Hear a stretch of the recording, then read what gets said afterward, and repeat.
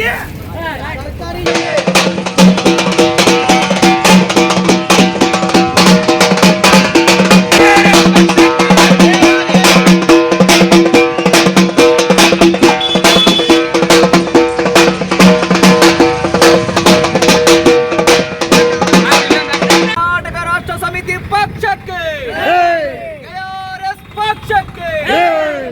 ಭ್ರಷ್ಟಾಚಾರ ಮುಕ್ತ ಕರ್ನಾಟಕ.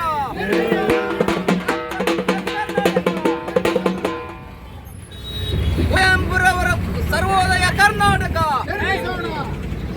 ಬಂಧುಗಳೇ, ಇವತ್ತು ನಾವು ಏನು ಸಿಂದಗಿ ನಗರದಲ್ಲಿದ್ದೀವಿ. ಮಾರ್ಮಿಕವಾಗಿ ಇಡೀ ವಿಜಯಪುರ ಜಿಲ್ಲೆಯಲ್ಲಿ, ಉತ್ತರ ಕರ್ನಾಟಕದಲ್ಲಿ ಏನು ಬಹುತೇಕವಾಗಿ ಖಾಸಗಿ ಶಾಲೆಗಳು ತಲೆ ಎತ್ಕೊಂಡಿರ್ತಾವ. ಖಾಸಗಿ ಶಾಲೆಗಳ ಸಲುವಾಗಿ ಇವತ್ತು ರಾಜಕಾರಣಿಗಳು ತಮ್ಮ ಹೆಸರ ಮೇಲೆ, ತಮ್ಮ ಹೆಂಡತಿ ಹೆಸರ ಮೇಲೆ, ಬಂಧುಗಳ ಹೆಸರ ಮೇಲೆ ಅವರ ಇವತ್ತು ಖಾಸಗಿ ಶಾಲೆಗಳನ್ನ ತೆಗೆದು ಲಕ್ಷಾಂತರ ರೂಪಾಯಿನ ಹಣವನ್ನು ವಸೂಲಿ ಮಾಡ್ತಿದ್ದಾರೆ ಬಡವರ ಕಡೆಯಿಂದ. ಹಾಗಾಗಿ ಖಾಸಗಿ ಶಾಲೆಗಳು ಇವತ್ತು ಯಾರು ಅದಾವಂದ್ರೆ ಎಲ್ಲ ರಾಜಕಾರಣಿಗಳು ಇದ್ದಾವ. ಹಾಗಾಗಿ ಇದು ಇವತ್ತು ಸರ್ಕಾರಿ ಶಾಲೆಗಳು ರಾಜ್ಯ ಸರ್ಕಾರವೇ ಮುಚ್ಚುವಂತ ಯೋಜನೆಗಳನ್ನ ಮಾಡ್ತಾ ಇದೆ. ಹಾಗಾಗಿ ಇವತ್ತು ನಾವು ಸಿಂದಗಿಯಲ್ಲಿ ಮಾರ್ಮಿಕವಾಗಿ ಒಂದು ಹೋರಾಟವನ್ನು ಇಟ್ಕೊಂಡಿದ್ದೀವಿ. KRS ಪಕ್ಷ ಇವತ್ತು ಕರ್ನಾಟಕದಲ್ಲಿ ಸ್ವಚ್ಛ ಪ್ರಾಮಾಣಿಕ ಜನಪರ ರಾಜಕಾರಣ ಮಾಡುವುದರ ಮೂಲಕ ಇವತ್ತು ದುಡಿತಕ್ಕಂಥ ವರ್ಗದವರು, ಕಾರ್ಮಿಕ ವರ್ಗದವರು, ಕಾಯಿಪಲ್ಯ ಮಾಡ್ತಕ್ಕಂಥ ತಾಯಂದಿರು, ಆಟೋ ನಡೆಸುವಂತ ಜನ, ಇವತ್ತು ಫ್ಯಾಕ್ಟರಿ ನಡೆಸುವಂತ ಜನ, ಅತ್ಯಂತ ಬಡ ಜನರು ಇವತ್ತು ಸರ್ಕಾರಿ ಶಾಲೆಗಳಿಗೆ ತಮ್ಮ ಮಕ್ಕಳನ್ನ ಸೇರಿಸರೆ. ಸರ್ಕಾರಿ ಶಾಲೆಯಲ್ಲಿ ಇವತ್ತು ಯಾವೊಂದು ಪದರ ಸೌಲಭ್ಯಗಳಿಲ್ಲ. ಅಲ್ಲಿ ಶಿಕ್ಷಕರು ಸರಿಯಾಗಿ ಬರಲ್ಲ, ಪಠ್ಯಪುಸ್ತಕಗಳು ಸರಿಯಾಗಿ ಒದಗಿಸುವುದಿಲ್ಲ, ಕಟ್ಟಡಗಳು ಸರಿಯಾಗಿರುವುದಿಲ್ಲ. ಇವತ್ತೇನಪ್ಪ ಅಲ್ಲಿ ನಾವು ಇಲ್ಲಿ ಒಂದು 2-3 ಶಾಲೆಗಳಿದ್ದಾವೆ, ಸರ್ಕಾರಿ ಶಾಲೆಗಳು, ಅಲ್ಲೆಲ್ಲ ಹಂದಿಗಳು ತಿರುಗಾಡ್ತಾವ.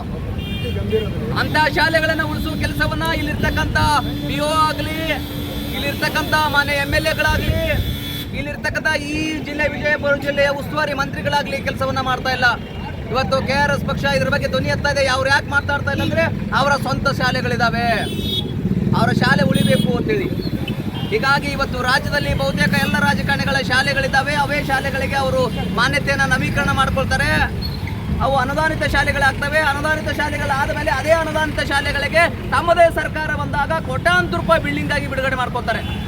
ಒಳಗಿರುವ ಶಿಕ್ಷಕರು ಯಾರಂದ್ರೆ, ಶಿಕ್ಷಕರಿಗೆ ಪಗಾರ ಯಾರು ಕೊಡಬೇಕಂದ್ರೆ ನಮ್ಮ ತೆರಿಗೆ ಹಣದಲ್ಲಿ ಇವತ್ತು ಸಂಬಳವನ್ನು ಕೊಡಬೇಕು. ಬಿಲ್ಡಿಂಗ್ ಮಾತ್ರ ನಮ್ಮ ತೆರಿಗೆ ಹಣದಲ್ಲಿ ಬಿಲ್ಡಿಂಗ್ ಆಗಬೇಕು.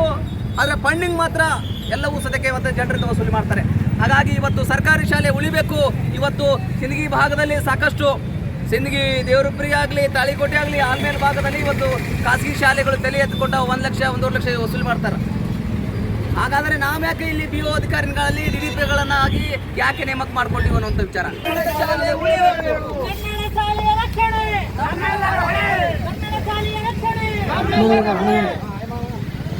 ಉಳಿಸಿರಿ